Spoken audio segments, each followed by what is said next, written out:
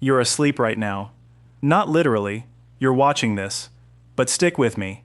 Somewhere in the last 24 hours, your brain took a break from being a brain, closed the blinds on the entire outside world, and decided the best use of that time was to make you late for an exam you haven't taken in 10 years, or run from something with too many legs, or have a completely normal conversation with your childhood dog, who is somehow also your accountant now.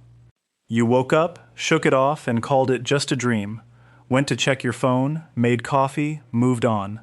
Nobody in the history of the species has ever missed a day of work because of a dream, which frankly feels like a design flaw somebody should look into. Here's the part nobody tells you. That thing your brain does every single night for free has been running, completely unmodified, for 300,000 years. It's older than language, older than fire being something you could count on instead of something that just happened to you.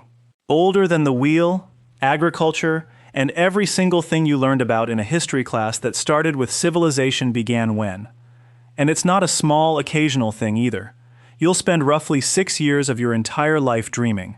6 years, unconscious, watching content your own brain produced, directed, and cast entirely without your permission, and you don't even get to leave a review afterward. And the honest, slightly unsettling answer to why it's still running is this. It might be the only reason your ancestors survived long enough for you to have a phone to check in the first place. Let's get into it. Every human who has ever lived has dreamed. Not most humans. Not the ones who ate their vegetables. Every single one, in every culture, on every continent, in every century. Whether they remembered a second of it in the morning or not. That's suspicious on its own, but here's what actually should bother you. Dreaming is expensive. While you're doing it, your brain is burning nearly as much energy as it does while you're awake doing your taxes. Your eyes are darting around behind closed lids, like you're watching a tennis match nobody invited you to. And your body, mercifully, straps itself down. A part of your brainstem basically hits the parking brake on your muscles, so you don't actually attempt the backflip you're dreaming about. Evolution is not a charity. It does not keep expensive, complicated nightly biological theater running out of sentiment. If dreaming cost this much and did nothing, natural selection would have quietly deleted it a very long time ago, the same way it deleted your tail and your ability to digest anything you find on the ground without consequences. So the actual question isn't why do we dream, it's what was dreaming doing for a species that couldn't afford to waste a single calorie, that was worth paying for every single night for 300,000 years. Ask 10 scientists and you'll get 10 different answers, and most of them are at least a little bit right, which is annoying. Memory consolidation. Your brain filing the day's events like an overworked librarian at 3 a.m. Random neural noise. Static your mind desperately tries to turn into a plot. Emotional processing. A nightly therapy session you never scheduled and definitely didn't consent to. All true-ish. None of them explain the one thing that should be bothering you the most. Picture this, not a metaphor, an actual Tuesday night 300,000 years ago. No walls, no locks, no motion sensor light that makes you feel safe for absolutely no logical reason. Just you, a few other humans, and the dark, which at the time was not a cozy aesthetic. It was actively trying to eat you. For a creature living like that, sleep wasn't rest. Sleep was a several-hour window where you were blind, unarmed, and completely checked out while every predator on the continent was, statistically, still awake. This is where one of the more compelling theories in sleep science shows up. Threat simulation theory, proposed by Finnish cognitive scientist Antti Revonsuo in the early 2000s. The pitch is almost insultingly simple. Dreams, especially the ones where something is chasing you, might be a rehearsal space. A nightly flight simulator for danger, where your brain practices detecting threats and reacting to them with zero real-world consequences if it screws up. Revonsuo didn't just guess at this. He went and actually counted dream content across huge samples of dream reports, looking for how often threat showed up compared to what you'd expect from pure randomness. The numbers weren't close. Threatening events, being chased, attacked, injured, cornered, showed up far more often in dreams than they do in an actual average day. For basically everyone who's ever kept a dream journal, your waking life is not that dangerous. Your dream life apparently disagrees. Check the brain during REM sleep, the stage where the vivid dreaming happens, and the regions responsible for fear and vigilance light up almost as hard as they would during an actual encounter with something that wants to eat you. Same alarm system a Neanderthal's brain would fire if a very large cat showed up uninvited. The only difference is, one danger is real, and one is manufactured entirely from the inside, by a brain that apparently didn't get the memo that the real threat left the building. Which raises a genuinely uncomfortable question.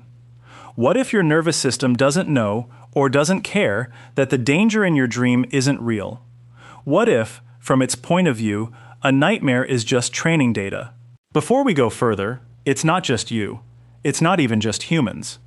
Watch a dog sleep long enough and its legs start twitching, its breathing picks up, it makes a sound that is unmistakably a bark aimed at something that does not exist in your living room.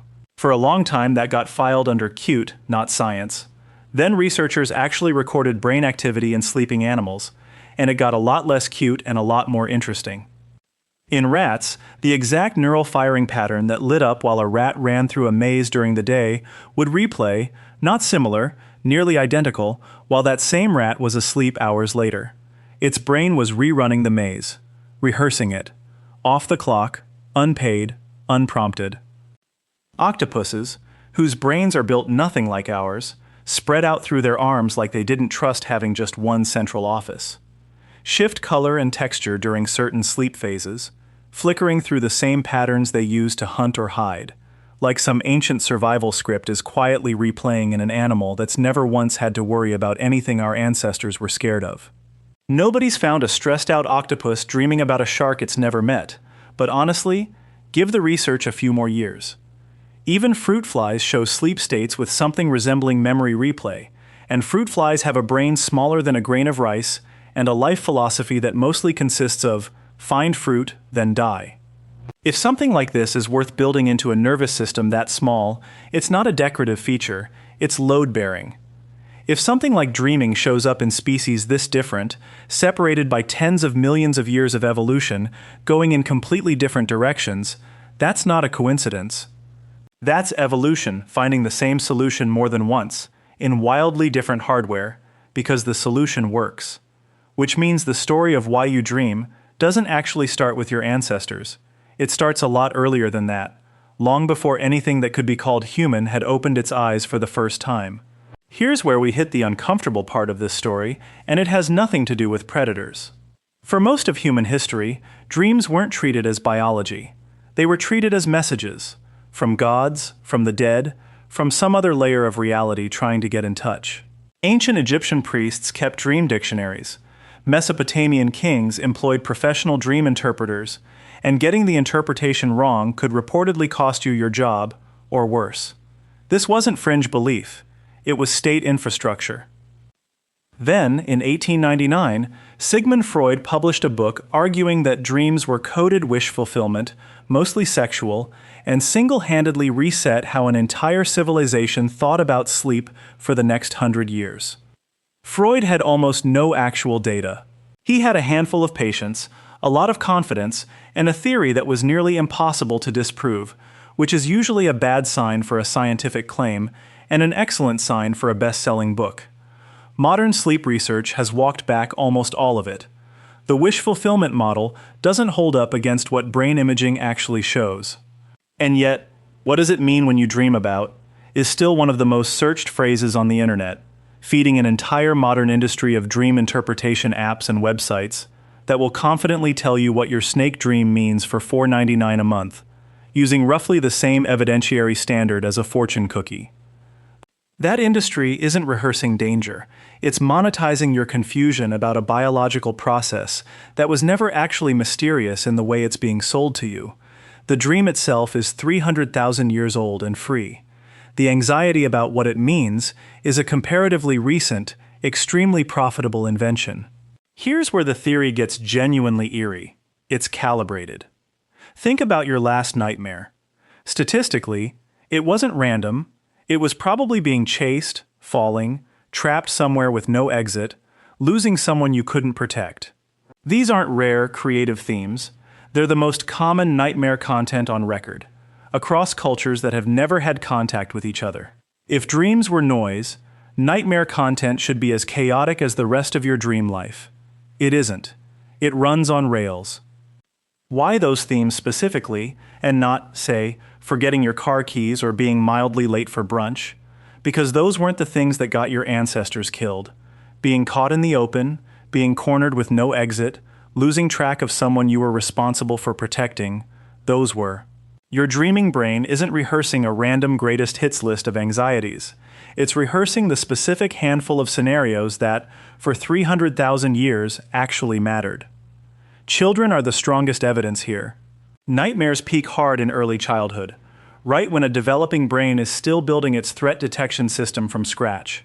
As that system matures, nightmare frequency drops. The training wheels come off once the skill is actually learned. And there's a second layer that's almost too on the nose. People who face real, elevated danger in waking life, soldiers, survivors of violence, people living through disaster, report a spike in threat-based nightmares afterward. Not randomly. In direct proportion to how dangerous their actual world just became. That is not what broken static does. That's what a system calibrating itself to real risk looks like. So every nightmare you've ever had wasn't a glitch. It was your brain doing exactly the job it evolved to do 300,000 years ago in the dark, for an ancestor who had considerably more to worry about than being late to a meeting. Here's a detail almost nobody sits with. You forget nearly all of it. You spend roughly 2 hours a night dreaming, night after night, year after year, and if someone asked you right now to list every dream from the past week, you'd probably come up empty. Most of it evaporates within minutes of waking, sometimes within seconds. That's strange if this is supposed to be some elite survival training program. Why would evolution build an elaborate nightly rehearsal system and then immediately shred the tape? The leading answer is almost insulting in how simple it is. The forgetting might be the entire point. If the goal is to train pattern recognition and automatic threat response, the kind you don't consciously think through, you just react, the brain doesn't need you to remember the specific dream. It only needs the underlying wiring to have run the rep. You don't remember every single rep at the gym either. Your muscles remember the movement, not the Tuesday. Dreaming might work the same way, training the system, not preserving the story. There's a wilder version of this idea too, one some sleep researchers take seriously, that forgetting isn't just a side effect, it's actively enforced. Certain neurochemical shifts during REM sleep appear to actively suppress the transfer of dream content into long-term memory, almost like your brain runs the simulation behind a one-way mirror on purpose. Whatever happens in the dream stays in the dream, unless it's intense enough to leak through right before you wake up. Which raises a genuinely strange follow-up question. If your brain is actively working to make sure you forget most of what it shows you, what does that say about the handful of dreams you actually do remember? Are those the ones your brain decided were too important to delete, or just the ones that happened to be running when your alarm went off? It also explains why the dreams you do remember are usually the most intense ones, right before waking, with the sharpest emotional charge, as if memory of the dream is a side effect of how vividly it ran, not the actual reason it ran at all. Now here's the part where the tidy theory starts to fall apart, and honestly, that's the more interesting part. If dreaming exists purely to rehearse danger, people who have been blind since birth, who have never once seen a threat coming because they've never seen anything, shouldn't dream the same way sighted people do. They do. People blind from birth report dreams that are just as immersive and sensory-rich as anyone else's, built out of sound, touch, smell, and spatial memory instead of sight. The dreaming brain doesn't actually need eyes. It just needs a mind willing to improvise. That single fact cracks the simple version of the theory wide open. Dreaming isn't only about predators and escape routes, it's something broader. It's the brain simulating experience itself, in whatever material it has on hand. There's an even stranger wrinkle buried in the blind dreamer research. People who lose their sight later in life, after childhood, tend to keep seeing images in their dreams for years, sometimes decades, even though their waking eyes haven't worked in just as long. But people blind from birth never get visual dreams at all, because there was never any visual material to build from in the first place. The dreaming brain isn't magic. It's not conjuring images from nowhere. It's just an extremely resourceful editor working with whatever raw footage you happen to hand it over the course of your life. And there's the cross-cultural data, which is almost stranger.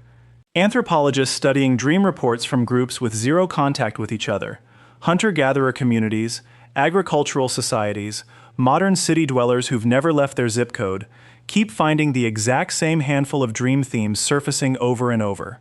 Falling, being chased, water, losing teeth, flying. Themes you would not expect if dreaming were just downstream of whatever you watched before bed. These look ancient, shared, like they're written into something closer to species memory than personal experience. And then there's the detail that really should have come up earlier. Most dreams aren't even frightening. A lot of them are boring. Doing laundry, a normal conversation, walking down a street you don't recognize.